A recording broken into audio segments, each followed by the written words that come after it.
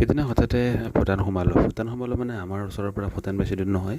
মানে পইণ্ট যিটো চামদ্ৰপ জংকাৰ আছে সেই এৰিয়াটোত যাবলৈ আমাৰ ঘৰৰ পৰা বেছি দূৰ নহয় এয়া ডকুমেণ্টছ লৈ লৈছোঁ ডকুমেণ্টছ মানে তাত হাৰ্ড কপি মানে মোবাইলত দেখালে নহয় মানে আপোনাক হেৰি লাগিব জেৰক্স বা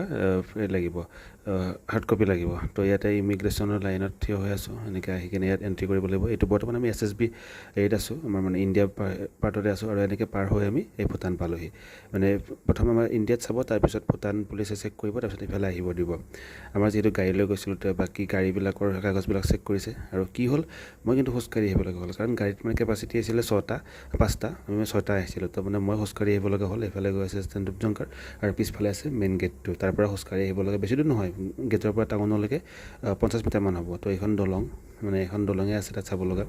যিহেতু এতিয়া বতৰ ইমান ভাল নহয় মানে চাব লগা নাই তাত মই বহি থাকিলোঁ বাকীবিলাক ফুৰিব গ'ল তাৰপিছত এইটো আছিলে আমাৰ পৰিয়াল যাৰ লগত গৈছিলোঁ বাইদেউহঁত আহি